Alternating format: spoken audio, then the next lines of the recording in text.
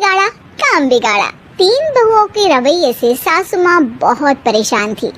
दरअसल बात ये थी कि तीनों बहुओं में किसी बात को लेकर अनबन हो गई थी। तब से ही तीनों एक दूसरे से मुंह फुलाए रहती थी।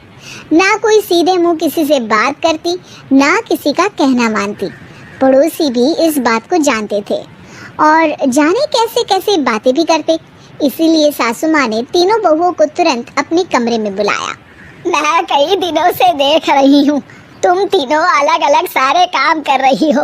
ये सब नहीं चलेगा, तीनों को मिलकर ही काम करना पड़ेगा। सास की बात सुनकर एकदम से बड़ी बहू बोल उठती है। नहीं मम्मी जी, मैं इन दोनों के साथ कुछ नहीं कर सकती। मैं इस घर की बड़ी बहू हूँ, फिर भी ये मेरा कहना बिल्कुल भी नहीं मानती। अरे जेठानी जी, जानबूझकर मुझे डबल काम करवाती है आप, और छोटी मुझसे टेढ़े मुंह ही बात करती है।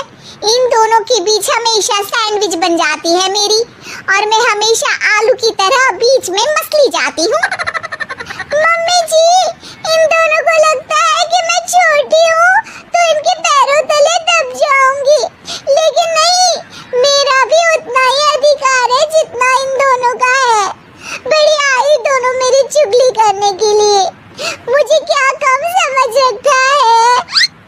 तीनों बहू एक दूसरे से बहस करने लगती है और सास दोबारा ये देखकर टेंशन में आ जाती है और सबसे कहती है, चुप हो जाओ, अब से तुम तीनों सारे काम एक साथ करोगी। आंख बंद करके एक दूसरे की बात सुनोगी। तुम तीनों इस बात को गांठ बांध लो, वरना अगली छुट्टियों में तुम्हारा अपना मायके जाना कैंसिल है।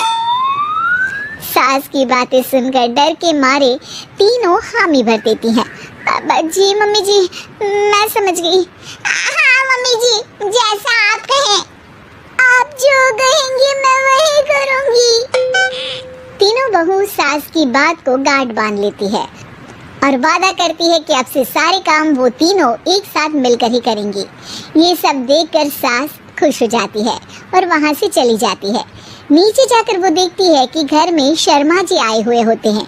सास जोर से आवाज लगाकर कहती है, अरे बहू, जरा चाय बनाकर तो लाना, शर्मा जी आए हैं। सास की बात सुनकर तीनों बहू तुरंत किचन की ओर भागती है और चाय बनाना शुरू कर देती है।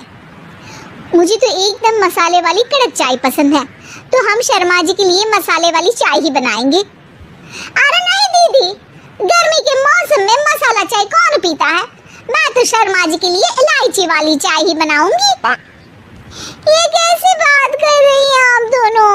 मेरी मम्मी ने सिखाया है कि मेहमान को ज्यादा दूध और शक्कर वाली चाय देनी चाहिए, वरना वो घर वालों को कंजूस समझते हैं।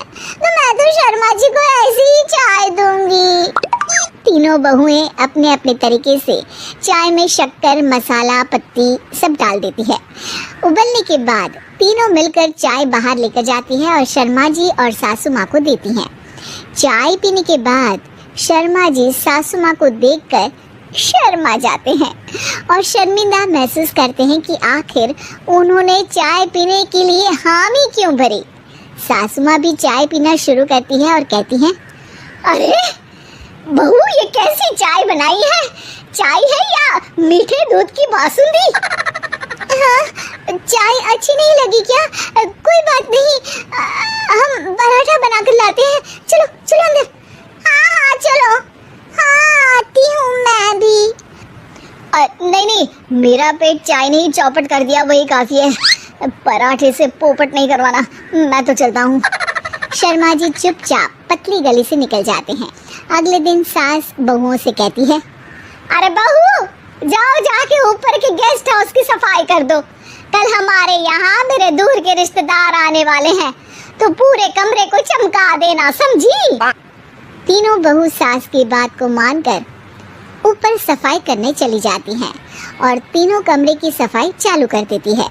बड़ी बहू मकड़ी के जाले साफ करती है, तो बीच वाली झाड़ू लगाना और छोटी वाली सर्फ डालकर जमीन धोना शुरू कर देती है। अरे दीदी, जेठानी जी, अभी मैंने पूरी फर्श धोई और आप फिर से धूल नीचे गिरा रही हैं। और मछली जेठानी जी, आप बिना झाड़ू की धूल यहाँ छटक रही हैं। करना है, एक साथ सफाई करते हैं ना। अरे वही तो, हम साथ साथ हैं, घर साफ साफ है। तीनों बहू ऐसे ही काम में उलझ जाती है और 2 घंटे तक एक ही कमरे की सफाई करती रहती है। बहुत देर से अपनी बहुओं को ना देखने के कारण सास ऊपर कमरे में उन्हें देखने जाती है, लेकिन कमरे में घुसती ही वो गीली फर्श पर फिसलने के कारण नीचे गिर जाती है। ओरी मोरी मैया, हड्डी मरोड़ के रख दी। आए मेरी तो कमर ही टूट गई रे। तीनों बहुएं सास को उठाती हैं और बिस्तर पर सुला देती हैं। अरे मेरे हाथ पैर दर्द कर रहे हैं, दबा दो आराम मिलेगा। हाँ जी माँ जी। अरे जी माँ जी। और तीनों बहुएं एक साथ सास के हाथ को दबाना शुरू कर देती हैं। माँ की तो चीख ही निकल जाती है और नतीजा ये होता है कि सास के बचे हुए शरीर में भी दर्द उठ जाता है। हाय राम, ये क्या कर दिया तुम तीनों ने। अरे मेरी तो किस्मत ही फूटी है कि तुम जैसी बहुएं मुझे मिली। हे भगवान, पूरे शरीर में दर्द बढ़ गया है। अब तो पता नहीं कि चल भी पाऊंगी या नहीं। माफ करो, मुझे गलती हो गई मुझसे कि तुम तीनों को एक साथ काम करने के लिए बोला। सोचा था तीनों मिलके अच्छे से काम करेगी, लेकिन बड़े बुजुर्ग सही कहते थे कि 3 तिगाड़ा काम बिगाड़ा। तुम लोगों ने ये बात ना आज साबित करके दिखा दी। तुम तीनों को तो समझाना यानी मानो भैंस के आगे बीन बजाना है। तुम्हें अकेले अकेले काम करना है ना, तो अब से तुम अकेले ही अपना अपना काम करो। तीनों बहुएं वहां से जाने लगती है। अरे कहाँ जा रही हो? आप ही ने तो कहा कि अपना अपना काम करो, तो मुझे मुल्तानी मिट्टी लगानी है। अरे मुझे भी तो नेल पॉलिश लगानी है। मुझे ना मेहंदी लगानी है। सास अपना सर पीट लेती है और कहती है, अरे मुझे भी लगाना है कुछ। क्या माँ जी? तुम्हारे घर वालों को फोन तुम्हारी हरकतें बताने के लिए। चाइनीज बहू हमारी याद तो है ना आपको? भूले तो नहीं ना? हाँ भाई, थोड़ी देर में ही सही, लेकिन चाइनीज बहू की कहानी आ ही गई। क्या हो रहा है ये देश में? चाइना ने तो आतंकी मचा रखा है। अरे क्या हो गया, क्यों चाइना को कोसता रहता है? भूल मत, तेरी ससुराल चाइना की ही है। हाँ माँ, पर ये देखना, लड़ाई झगड़े, ये बीमारी, ऊपर से ये देश कितना चालाक है, अंदर न जाने क्या क्या करता रहता है। तभी अंदर से बहू की चिल्लाने की आवाज आती है। अरे क्या हो गया बहू, क्यों चिल्ला रही है? माँ जी, ये देखिए, ये रूस ने यूक्रेन की हालत क्या कर दी है। ऊपर से चाइना में दोबारा लॉकडाउन लग गया है। माँ जी, अब क्या किया जाए? अरे तो तुम लोगों को क्या परेशानी हो रही है, मैं तो यही नहीं समझ पा रही हूँ। वो क्या है ना माँ, हम लोग चाइना जाने की सोच रहे थे, सांगसू के भाई की शादी है। तो क्या? अरे कौन सा उन लोगों के यहाँ भाई घोड़ी चढ़ता है जो बहन काजल लगा कर नेक लगी? माँ जी, उसकी आंखें बहुत छोटी छोटी है, उसमें या तो पुतली रह सकती है या काजल। साले की पुतली निकाल कर काजल लगा दो, अंधा कहीं का। क्या बोले तुम मेरे भाई के बारे में? अरे नहीं बहू, वो तो बोल रहा था कि तुझे नेक मिल जाएगा, बहन है ना तो उसकी। नहीं माँ जी, मैं सब समझती। ये मेरे भाई का मजाक बनाते रहते। कितना शीरा है मेरा भाई, बिल्कुल छिपकली जैसा। नहीं बहू, सीधा गाय जैसा होता है। सही पकड़े हैं माँ जी। हाँ, तो मेरे भाई की शादी है, मैं चाइना जरूर जाऊंगी। तभी एक पड़ोसन आ जाती है। अरे नहीं बहू, तू कहीं ना जा, हम लोगों का मन कैसे लगेगा तेरे बिना। ले बहू, तेरे भाई के लिए ये शॉल रख ले, हमारी तरफ से गिफ्ट कर देना। अरे सब कितने अच्छे हैं, मेरी चाइनीज बहू को कितने प्यार से तुम लोगों ने एक्सेप्ट कर लिया। सच में बड़ी भाग्यशाली हूँ मैं। कैसी बात कर रही है? ये तो हम लोगों के देश की खूबसूरती है कि हर किसी को दिल से अपना लेते हैं, बस वो भी दिल से हमें अपना समझे। कैसी बात कर रही है आंटी जी? मेरे लिए आप सब सासू माँ जैसी ही हैं। मुझे भारत बहुत अच्छा लगता है, ये सबसे अच्छा देश है, मेरा भारत महान। वैसे भी लड़की की शादी जहाँ होती है वो तो वहीं की हो जाती है ना। जी तेरे बहू सही बोल रही है, औरत तो होती ही पानी की तरह है, जो जहाँ जैसे रखे वैसे ही शेप ले लेती है। आंटी जी, ये थोड़ा सा ज्यादा हो गया, समझ नहीं आया। नो प्रॉब्लम, मैं चाय बना कर लाती हूँ। फिर क्या, वो दिन भी आ जाता है जब बेटी बहू को चाइना जाना पड़ता है। वहाँ जाकर बहू का भाई कहता है, हाँ मेरी बहन आ गई, मेरी बहन आ गई। मैंने सबको बोला कि सब हिंदी में बात करेंगे, नहीं तो बहन नाराज हो जाएगी।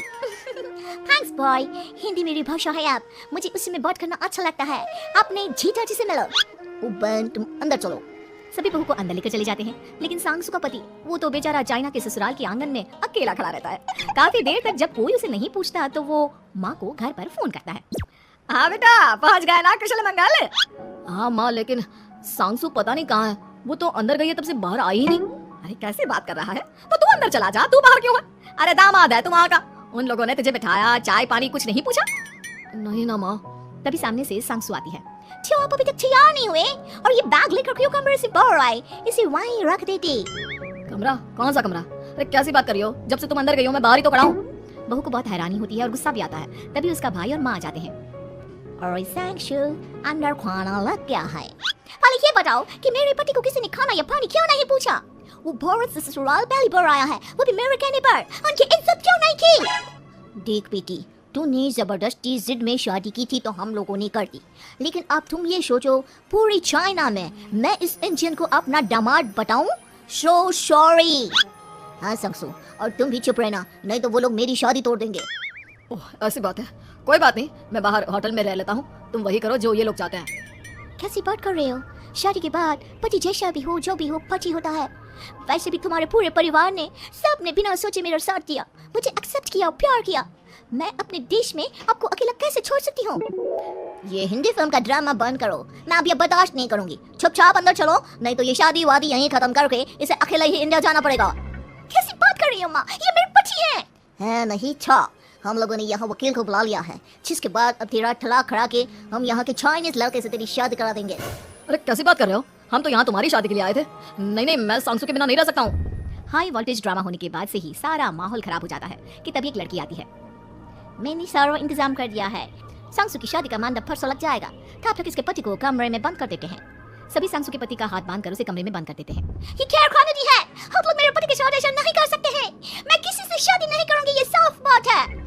पहले मैं अपनी शादी करूं, फिर तेरी भी शादी करवा दूंगा। सब कुछ तय हो जाता है, भाई की शादी हो जाती है। फिर वो दिन भी आ जाता है जब सांगसू की शादी वो लोग जबरदस्ती करने के लिए उसे मंडप पर ले जाते हैं। ऐसा मत करो, ये मेरी बीवी है। मैं किसी से शादी नहीं करूंगी। कैसे नहीं करेगी शादी? शादी तो तेरा बाप भी करेगा। हाँ, मैं करूंगा शादी। प्लीज कोई मेरी शादी किसी अच्छा औरत से करवा दे। चाप, बिल्कुल चाप। फिर माँ सांगसू और उसके पति से कहती है, तुम लोगों का बच्चा मेरी कैद में है। अगर तुम लोगों ने कोई भी होशियारी की तो मैं इस बच्चे को मार दूंगी। दोनों माँ का रूप देखकर हैरान हो जाते हैं। बच्चे की खातिर दोनों शांत हो जाते हैं और शादी की रस्में शुरू हो जाती है कि तभी सांगसू की सास पुलिस के साथ आ जाती है। माँ, ससुर माँ गई, मेरी माँ आ गई। माँ प्लीज हम लोगों को बचाकर वापस ले चलो। पुलिस सभी को गिरफ्तार कर लेती है। बेटी के बच्चे को मारने की धमकी तो कोई चुड़ैल ही दे सकती है। अरे तो ये चुड़ैल ही तो है। ये सही बोल रहे हैं, ये औरत किसी चुड़ैल से कम नहीं है। तभी उन लोगों का बच्चा भी आकर सांगसू के गले लग जाता है। माँ तू सही समय पर आ गई, लेकिन तुझे कैसे पता चला कि यहाँ ये सब हो रहा है?